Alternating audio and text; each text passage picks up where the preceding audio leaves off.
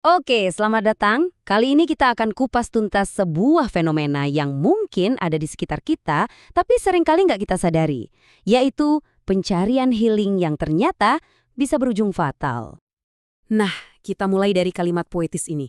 Estetik di angan-angan, jungkir balik di kenyataan. Ini benar-benar menangkap inti masalahnya kan?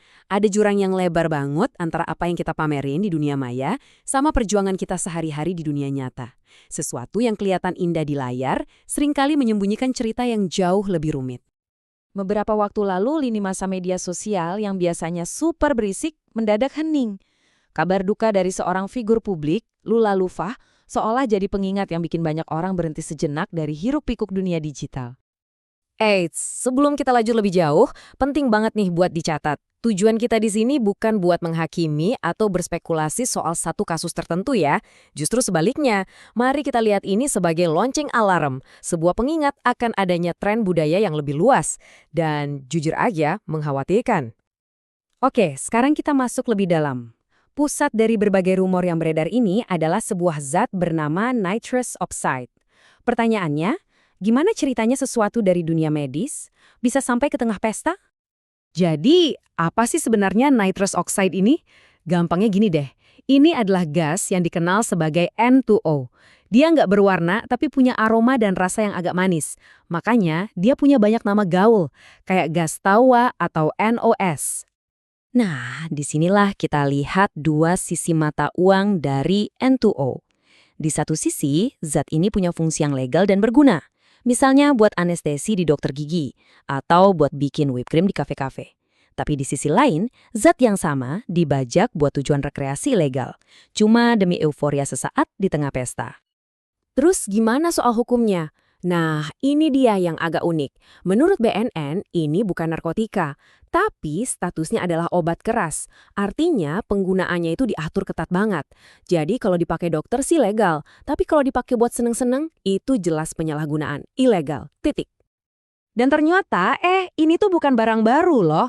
Penyebarannya udah cukup lama, mulai dari dunia medis sampai ada insiden terkenal di tahun 2018 yang melibatkan pemain bola dari klub Arsenal. Kasus itu nunjukin kalau jangkauannya udah global dan bahkan nyampe ke kalangan atlet profesional. Oke, kita udah tahu zatnya apa. Sekarang kita beralih ke konsekuensi serius dari penyalahgunaannya. Apa sih harga yang harus dibayar buat beberapa menit kesenangan semu ini? Efek jangka pendeknya ini sering banget diremehin. Mungkin cuma pusing, agak bingung, atau ketawa-ketawa nggak jelas. Tapi jangan salah, di balik tawa itu ada resiko serius. Mulai dari pingsan sampai gangguan pernafasan dan jantung.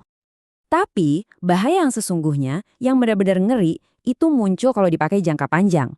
Gas ini ternyata merusak kemampuan tubuh buat menyerap vitamin B12. Padahal vitamin itu krusial banget buat kesehatan saraf. Akibatnya mengerikan. Mulai dari kerusakan saraf permanen, kelumpuhan, sampai gangguan mental serius kayak paranoia. Ini jadi pertanyaan buat kita semua kan? Kalau sebuah hiburan datang dengan resiko kerusakan permanen atau bahkan kematian, apa itu masih pantas disebut hiburan? Oke, sekarang coba kita geser sedikit fokusnya. Bukan lagi tentang apa zatnya, tapi kenapa. Kenapa banyak banget orang, terutama anak muda, merasa perlu cari pelarian semacam ini? Sebenarnya apa sih yang mereka coba hindari? Coba deh kita renungin bareng-bareng. Tekanan hidup zaman sekarang tuh berat banget kan? Sekolah nuntut nilai bagus, media sosial nuntut kita buat selalu eksis, belum lagi kecemasan soal masa depan yang harus direncanain. Semua itu numpuk dan akhirnya bikin lelah mental yang luar biasa. Dan dari semua tekanan tadi, lahirlah sebuah konsep yang berbahaya. Healing jalan pintas. Ini adalah sebuah budaya yang lebih mentingin kelegaan instan daripada solusi yang beneran. Sebuah mentalitas buat cari jalan keluar cepat dari masalah yang dalam tanpa pernah benar-benar menghadapinya.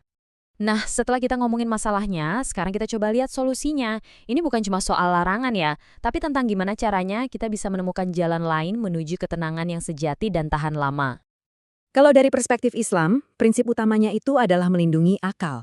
Seperti kata Umar bin Khattab, masalahnya itu bukan di zat tertentu, tapi pada apapun yang bisa mengaburkan atau merusak akal, aset kita yang paling berharga.